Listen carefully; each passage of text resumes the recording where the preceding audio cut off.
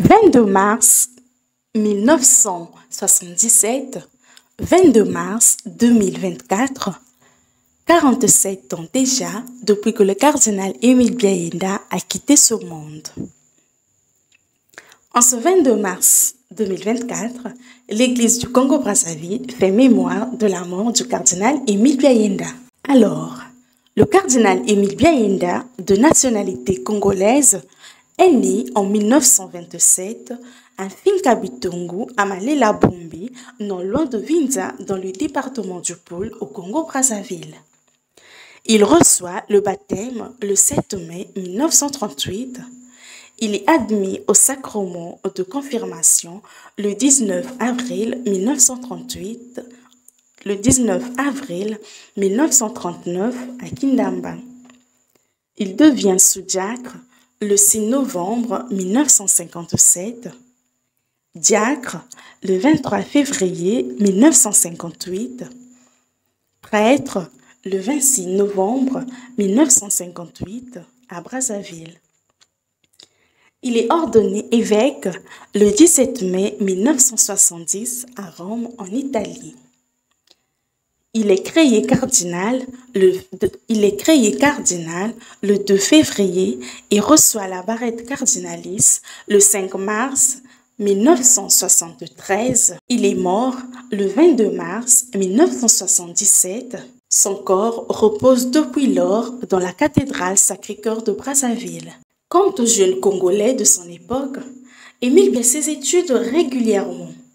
À la différence des conditions actuelles d'études et de transport, il a dû affronter la fatigue de la route et celle du fleuve. En effet, pour ses études, il est amené à faire plusieurs dizaines de kilomètres à pied et plusieurs heures en pirogue. Parti dans une école primaire au nord du pays, il en ressort avec la vocation de devenir prêtre. Il est donc envoyé au petit séminaire Saint-Paul de Mbamou avec quelques autres jeunes sortis de la même école que lui, d'autres en provenance d'ailleurs. Pendant sa formation au petit séminaire de 1944 à 1950, il s'est fait remarquer par son assiduité aux cours, par son obéissance aux supérieurs du séminaire et par de très bons résultats scolaires. C'est de toute évidence que l'on trouve dans les archives de la direction du grand séminaire Émile Biayenda, grand séminaire qui porte son nom après sa mort, la mention « Excellent séminariste, modèle des auxiliaires ». Après le petit séminaire, il est admis au grand séminaire Liberman de 1950 à 1958.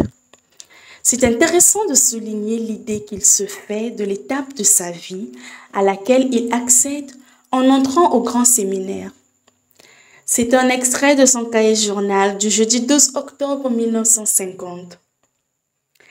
Il écrit « Jésus, bon maître, Marie, ma mère, je tremble en songeant à l'acte qui s'opère, au pas que j'ose porter sur le chemin du sacerdoce. Suis-je vraiment digne de le faire? Suis-je à même de mériter pareille grâce? Mon Dieu et mon tout, me voici, car avec vous je peux tout. Dirigez-moi, éclairez-moi et rendez-moi de plus en plus conscient de mon acte. » C'est dans cet esprit qu'il va se préparer à l'ordination sacerdotale qu'il recevra le dimanche 26 octobre 1958, que lui-même décrit de la manière suivante. « C'est le saint jour de mon ordination sacerdotale à la cathédrale pendant la messe pontificale commencée à 9h30. Quand nous arrivons, la cour est déjà comble de monde. J'ai récité mon chapelet suppliant la très sainte Vierge Marie d'être là et de bien vouloir être la gardienne indéfectible de mon sacerdoce. Je suis plein d'émotions. Les larmes me viennent aux yeux Quand je vais prendre place à la banquette et pendant l'imposition des mains de l'évêque et plus de 30 prêtres qui sont là, je pleure. De tout mon cœur, j'acquiesce à devenir prêtre et à le rester toute ma vie. Et aussitôt, une joie indicible m'est montée au cœur, en même temps qu'un généreux désir de voir tous mes autres confrères devenir un jour prêtres comme moi. Ainsi, plusieurs autres enfants devenir prêtres, religieux et religieuses. Émile Biaïnda est docteur ès sciences sociales de l'Université catholique de Lyon le 25 février 1969. Émile Biaïnda comme prêtre, évêque et cardinal. Tout le monde presque s'accorde à reconnaître que Émile Biaïnda est un bon, humble et saint prêtre. Homme d'écoute et très simple. Il a travaillé dans l'obéissance et avec sagesse là où il est envoyé.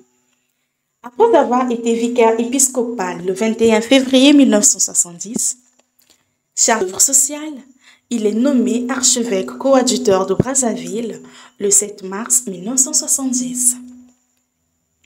Il est ordonné évêque le 1er mai 1970. C'est le 14 juin 1971 que Monseigneur Émile Biaïnda devient archevêque de Brazzaville avec la mort de son prédécesseur, Monseigneur Théophile Mbemba. Le 2 février 1973, Monseigneur Biaïnda est informé par le délégué apostolique du Congo que le Saint-Père Paul VI vient de le choisir comme cardinal de la Sainte Église romaine. C'est un homme de Dieu comblé tant sa montée est fulgurante. Mais il demeure calme et égal à lui-même dans la simplicité et dans son goût de s'en remettre toujours au Seigneur lorsque quelque chose de précieux et d'inattendu s'opère dans sa vie. Il ne se gêne pas de souligner que c'est dans la prière qu'il se réfugie lorsqu'un événement lié à de nouveaux services pour lesquels il est sollicité surgit. C'est l'image et la réalité d'un prêtre, d'un évêque et d'un cardinal engagé pastoralement, solide spirituellement et fort intellectuellement qu'Émile Biaïnda laisse à l'église du Congo-Brazzaville. 4 jours avant la mort du cardinal Émile Biaïnda, donc le 22 mars, le président de la République meurt. Plus précisément, le 18 mars 1977. Beaucoup de gens proposent au cardinal de s'éloigner de Brazzaville pour échapper à la mort qui devient de plus en plus certaine. La réaction du cardinal est celle du bon pasteur qui ne peut abandonner ce brebis. Où laisserai-je ce peuple qui m'a été confié? Je ne peux abandonner ce peuple. Je ne partirai jamais. Répond-il à tous ceux qui lui proposent de fuir. Émile Biaïnda, pasteur intrépide et apôtre de la paix, ton nom reste à jamais incrusté dans les cœurs des filles et fils du Congo.